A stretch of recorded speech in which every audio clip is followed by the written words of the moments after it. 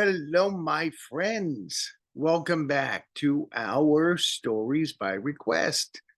This is part 2 of 12 of these children's stories. And I am Pastor Mark from Clinton Avenue Reformed Church, Bergenfield, New Jersey. I want to welcome back you folks who've been with us before for these stories. And I want to welcome all you new folks who are watching this. Please, at the end of this, like, share, and comment so more people might join us. Now, a couple people asked me from last week what kind of outfit I'm wearing. This summer, I wore my white suit. Now I've changed. I am wearing a vest that I used to wear when I was a camp chaplain years ago. I used to call it my storytelling vest. Here, get a look. Hey, that is my storytelling vest. So that is what I'm going to be wearing for all of these 12 stories. Now, last week we talked about why does God love me? And this week the topic is what do you do when you think God has rejected you or said no to you? Remember, we talked about Adam and Eve. Okay. And we also talked about Ish and Isha. It's mankind and womankind. Adam, and Eve, those are the first individual people on the earth. And they, of course, had two sons. They were called Cain and Abel. What do you think they did for a living? Well, Abel was a shepherd. He took care of animals. I think I've got a picture of a little kid with animals. Actually, I know I do. There you go. Do you like goats? I love goats. Here's a picture of my grandson playing with a goat. We did that. We took this picture and played with the goat this summer in August. This petting zoo is near my cabin up in the woods. And that's Zechariah playing with a goat. You ever played with a goat? I love playing with goats. They're so wonderfully playful. And I've got another goat picture too for you. Here it is. That is my daughter Leah playing with a goat. And of course, here is a little pony.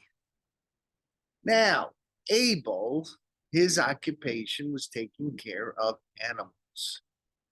And out of respect for God, yes, at this time in the earth's history, God was face to face with humans. God walked around with humans.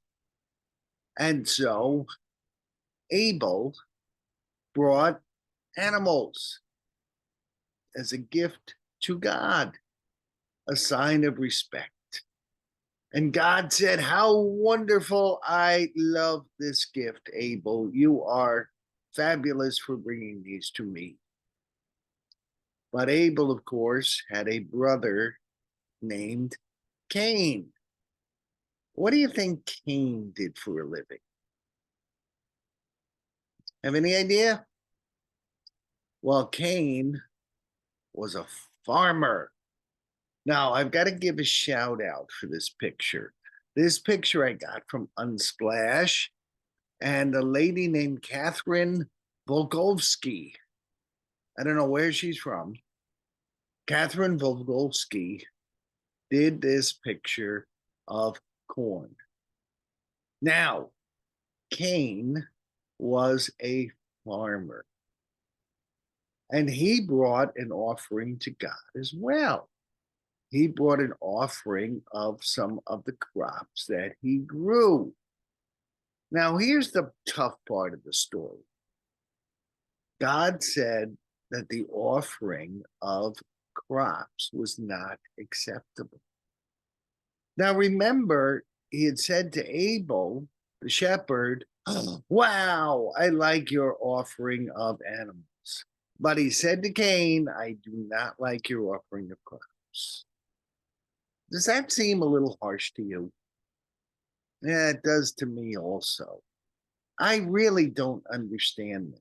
Why would God choose one over the other? But I think the point of the story is, how did Cain react to that news? How did he act after God said, Abel, cool gift, Cain, not good gift? Suppose you're at school and someone gets an A on a test and you don't do so well. What do you do? How do you react? Do you get mad at the kid who did really, really well on the test? How about when you're playing sports and someone else does really, really well in the field and gets all kinds of applause and pats on the head, and you don't do so well?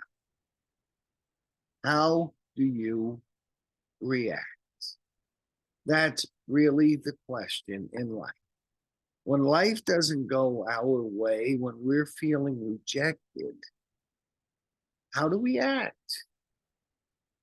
You know what Cain did? This is horrible.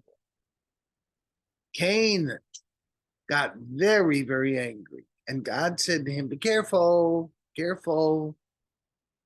When you let yourself get that angry, sin is close by. And it might jump on you and you will start sinning. You do not want to do that. But Cain didn't listen to God. Cain attacked his brother Abel.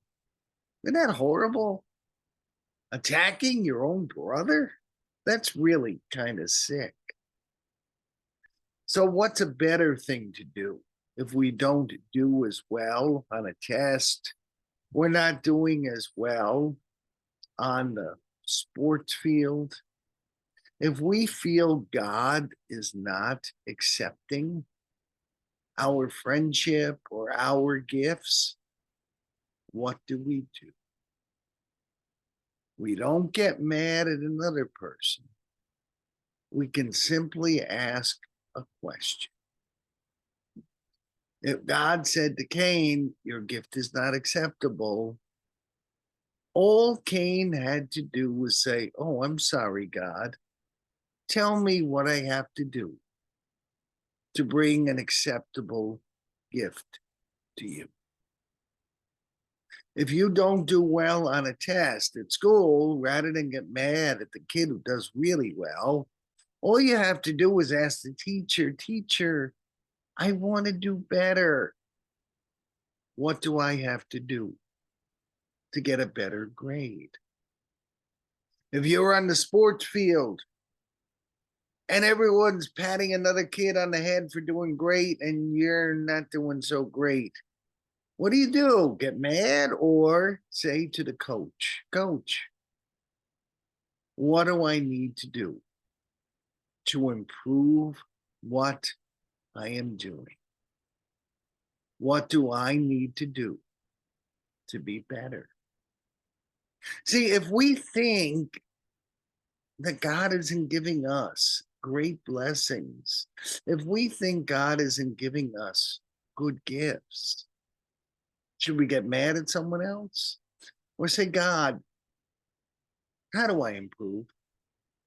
God, what would you like me to do so that I can be really, really super duper loved by you?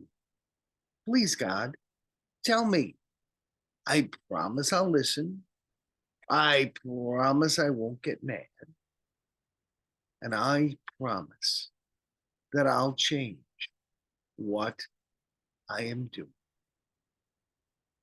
There are times in life that things are not going our way. We can blame someone else, we can blame God, or we can ask the question, what do I need to do different? And when we ask that question of parents, friends, teachers, coaches, ministers, other church leaders, and even God, what do I need to change? Then you know what? Sin won't be nearby us. We won't find a reason to get angry. We will simply improve, and we'll be a blessing to God. We'll be a blessing to others. You know what? I bet God will find us more than acceptable. God will find us beloved and will give us everything we need to do good for God and others. That's the lesson of today. If things aren't going right, if you're feeling rejected, don't get mad. Ask, what do I need to change in my life?